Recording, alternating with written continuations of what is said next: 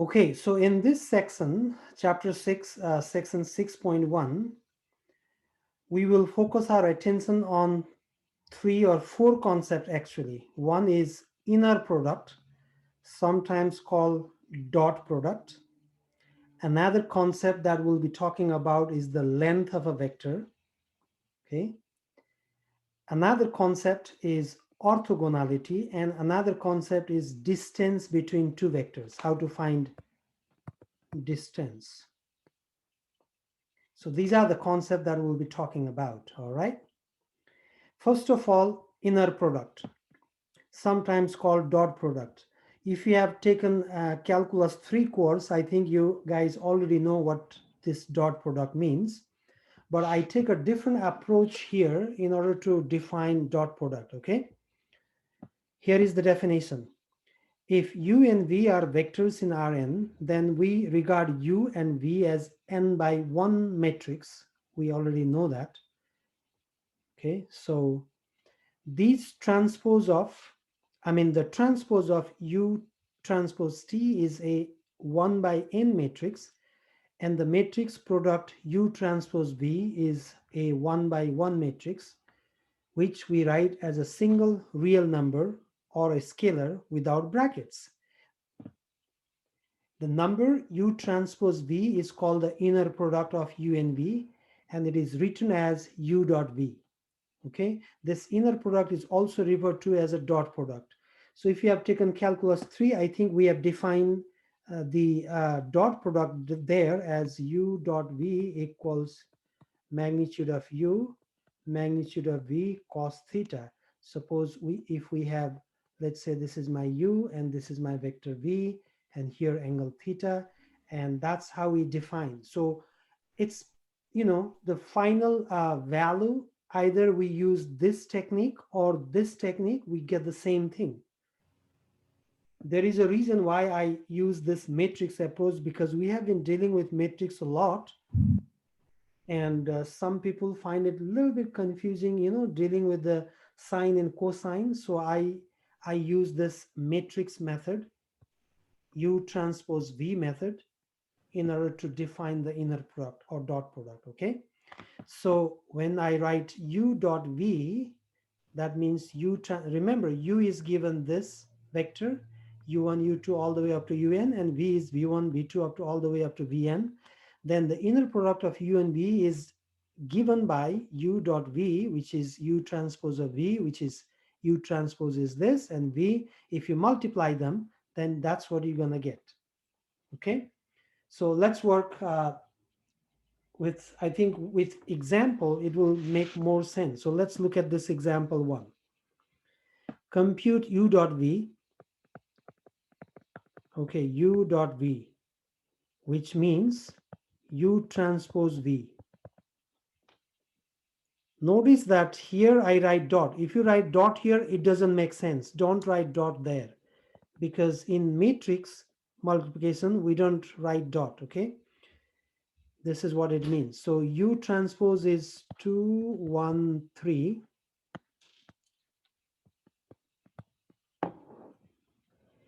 And v is 1, -1, 2. Now, if you multiply this, so you will get 2 times 1 plus 1 times -1 plus 3 times 2, and which means altogether 7. That's how we calculate. Okay. So from now onwards, what I do is I just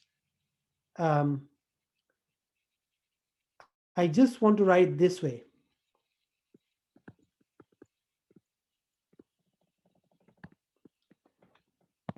From now onwards, I want to save time by doing this. U dot v, I'll write this 2, 1, 3 and 1 minus 1, 2 this way. Okay, you must write dot there. If you don't write dot, it doesn't make sense.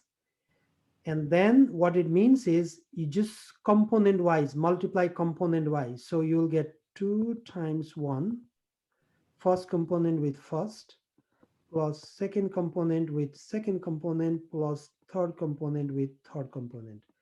And then that's going to give me 7. Okay, I will not write this. I'll not write this. I just write this way so that it saves some time and it's easy to actually, work with as well. All right. Okay, now we need to calculate u dot v and v dot u. So let us calculate v dot u now. V dot u is v is 1 minus 1 2 dot 2 1 3, and that's going to give me 1 times 2 plus negative 1 times 1 plus 2 times 3, and I still get 7, right? So we have proved one property, okay? One very important property of dot product is that u dot v equals v dot u. We can also say that dot product is commutative. Excellent. Yes, that's a standard word that we use. Yes, dot product are commutative. So here is one theorem, and that theorem tells us exactly the same thing. Okay, let u, v, and w be vectors in Rn, and let c be a scalar. Then u dot v is v dot u, which means commutative. U plus v dot w equals u dot v. You can actually dot them like this, dot distributive. So distributive property works. And cu dot v will be cu dot v. And if u dot u, it is always greater than or equal to 0. It cannot be negative either way. And if u dot u equal to 0, then it means u must be 0. All right, so that's what the dot product is. Any question, guys? Dot product? No, professor. All right.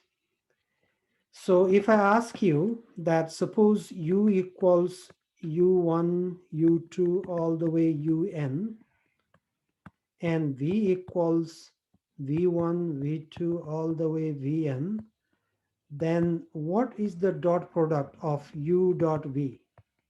Can you quickly do it? Yeah, U1 It's U1, V1 Yes. plus U2 V2 Yeah, up to UN, VN. Vn. great. Okay, good. So concept number 1 is done, which means u1 v1 plus u2 v2 all the way up to un vn. Okay. Next concept, length of a vector. Okay, let me ask you one thing from high school.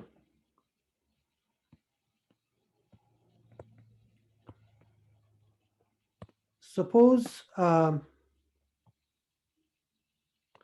this is your, let's say, u and v,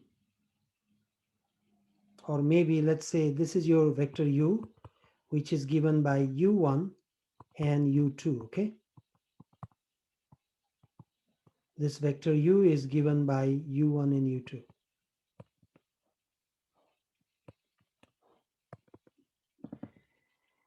and this is 0. Now, how do you find what is the length of this vector u? How do you find that length? Is it root of Yes, U1 square exactly. plus U2 square? Exactly. So because if it is u1, u2, that's the coordinate of that. What it means is this is your u1 and this is your u2, right?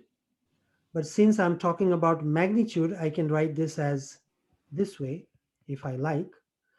But what I'm trying to say is that this one is by using the Pythagoras theorem. This one can be written as, the length of u, length of vector u is given by square root U1 u1 square plus u2 square. That's it. That's how we calculate the length. And how do we represent, what is the representation, mathematical notation to represent length of a vector is this, norm. Okay, we call it norm. So norm of vector u, norm of u, that's how we read as norm of u.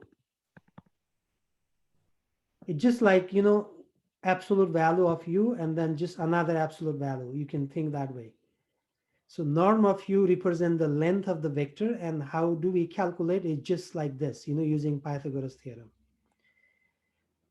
And so here is the definition. The length or norm of v is the non-negative scalar norm of v defined by, norm of v is, b times v square root, which is v1 square plus v2 square all the way up to vn square. Since here in this example that we have just seen, it is, we actually work on 2 dimension. But if it is an n-dimensional vector space, then that will be the, length of the vector or norm of the vector. And if you do the square, then that's what you can write. Okay. Okay, now next concept, unit vector. Oh, by the way, let me ask you quickly just for fun. Okay, suppose you are given a vector u equals, let's say 3 and -4. Can you find the length?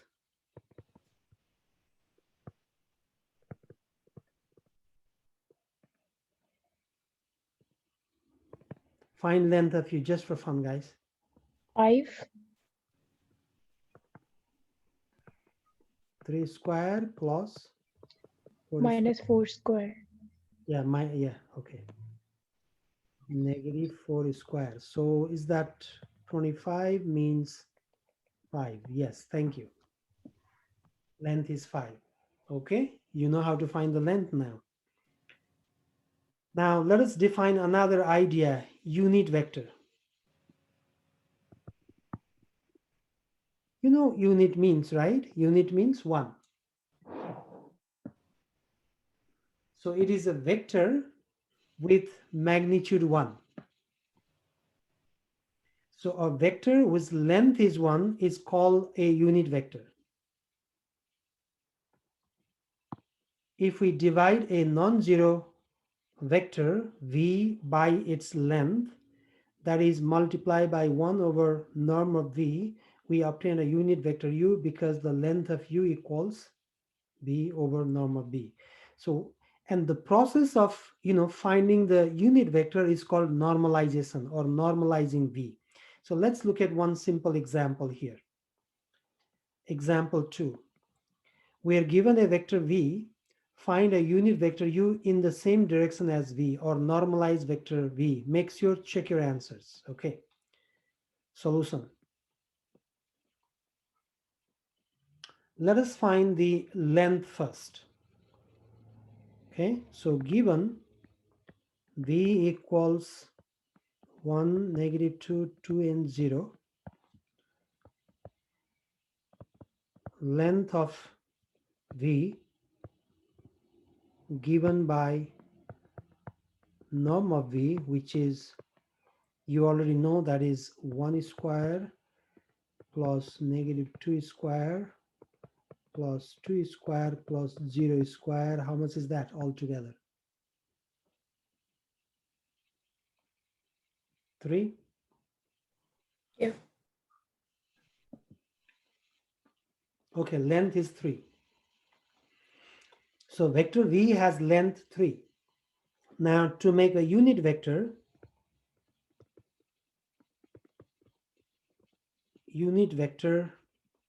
for v, we call it normalizing v. Okay, now the standard word that we use to find the unit vector is called normalizing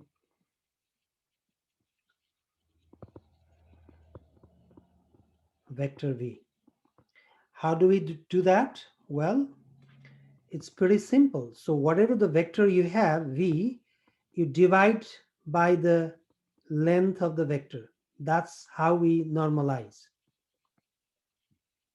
Okay, normalizing vector or finding the unit vector is you just divide the vector by its length. Now the magnitude of this resulting new vector will be 1.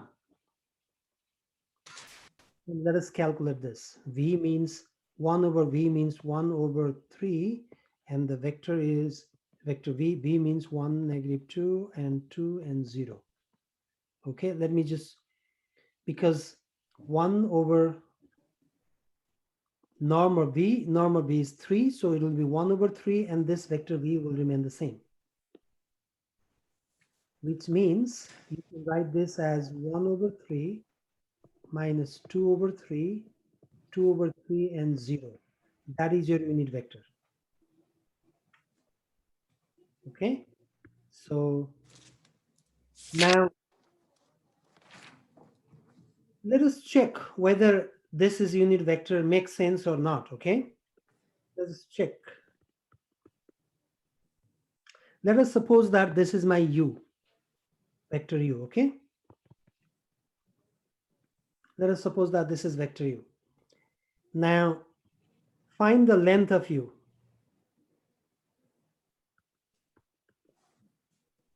Okay, let me just copy that. So we have vector u is 1 over 3, negative 2 over 3, 2 over 3, and 0. So if it is a unit vector, its length must be 1. So let us calculate that. So the length is given by 1 over 3 square plus negative 2 over 3 square plus 2 over 3 square plus 0 square. It is 1. Are you sure? Yes, sir. Okay, so that means, yes, so that means this is a unit vector.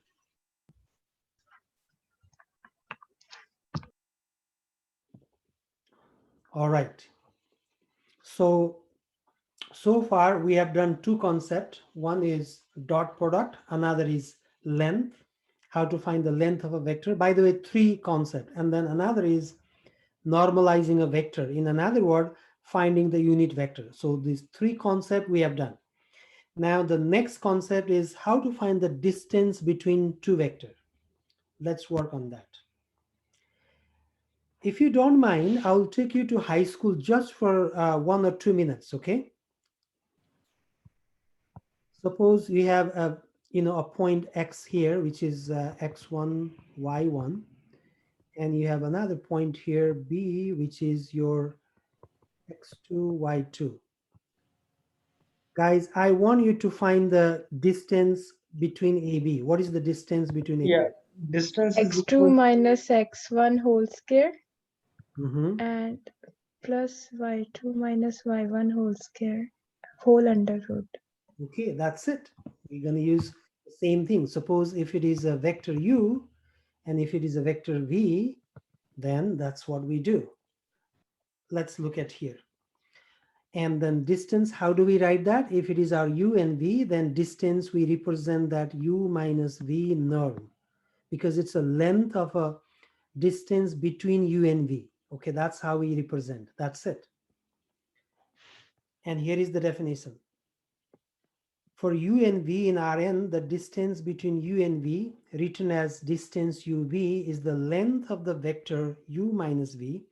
That is, distance between u and v equals norm of u minus v. Okay, it is because, as you can see here in this example, compute the distance between vector u7 and 1. So this is your u7 and 1 here. So 1, 2, 3, 4, 5, 6, 7. X is 7 and y is 1.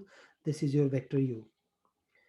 And vector v is given to be 3 and 2. So 3, 1, 2, 3, and 1, 2. So this is your 3 and 2. And this is your 7 and 1. And we want to find the length between these two, distance between these two vector u and v. So what we do is we write this way: u minus v norm is given by Same rule that you use in your high school. Okay, so that means first of all, let us calculate what is u minus v. First, let us calculate what is u minus v. U is 7 and 1, v is 3 and 2, which gives me 4 and negative 1. Okay, u minus v is this, and u minus v norm is given by square root of 4 square plus minus 1 square. And how much do you get? Square root 17. Suppose you want to use the high school method. Let's see what happens. Okay, we want to use the high school method. So this is our x1, y1, and this is our x2, y2, let's say. Using the high school method, distance will be square root x2 minus x1 square. So that means 7 minus 3 square plus 1 minus 2 square, right? y2 minus y1 square. So that's going to give me 4 square plus minus 1 square, which is again root 17. Okay, it's the same thing, but we'll be using this this technique. Okay, so u minus v is this, and so u minus v norm is this, square root 17. That's how we calculate the distance between two vectors. Any question, guys, so far? No, Professor. Okay.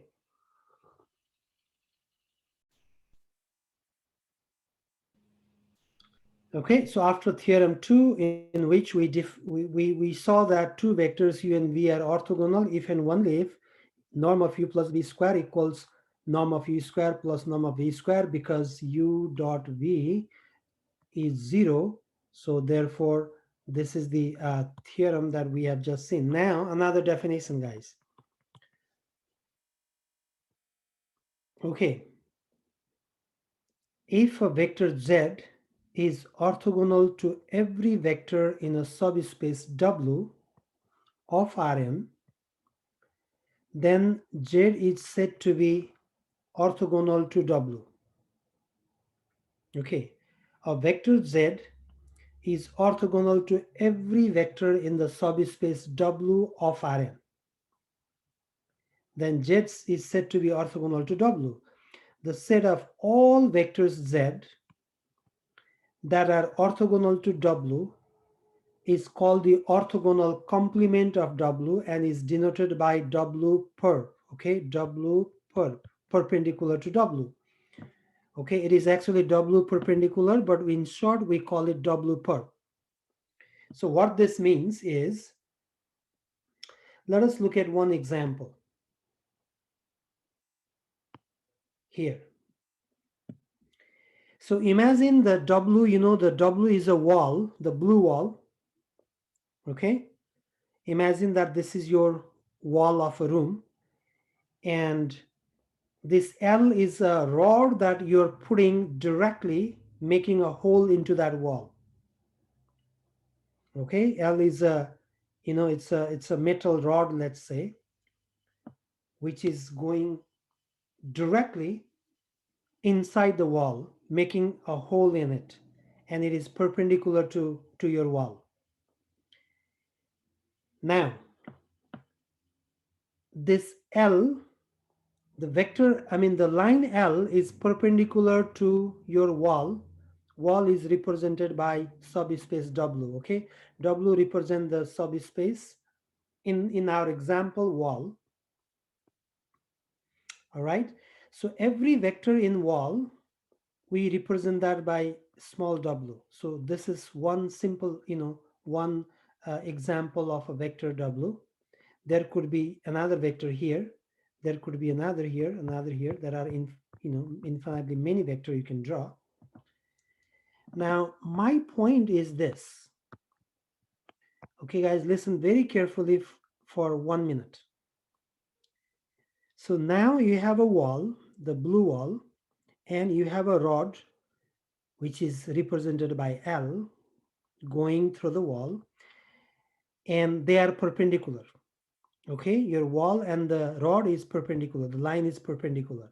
So what we do is L is considered to be the W complement of W, which we write W perp. L is perpendicular to W. That's what it means. L is perpendicular to W. Or you can write W is perpendicular to L. You can write that too. W is perpendicular to L. That's what all this about. We call this orthogonal complement. So in this case, orthogonal complement of wall is the line or the rod. Okay. Orthogonal complement of wall is the line because the line is perpendicular to the wall. And orthogonal complement of line is the wall because the wall is perpendicular to the line. That's all about orthogonal complement. Does that make sense?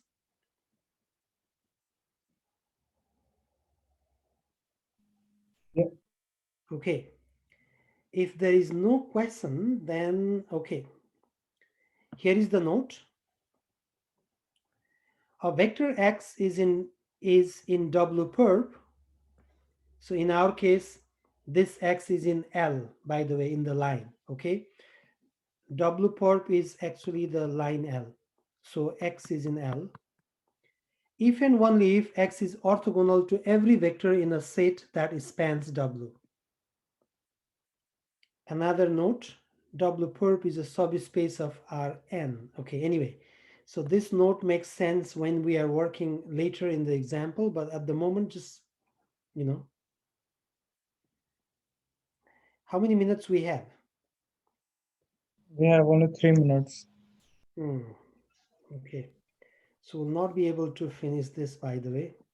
Yeah. Anyway, so example 4 will complete that in our next class.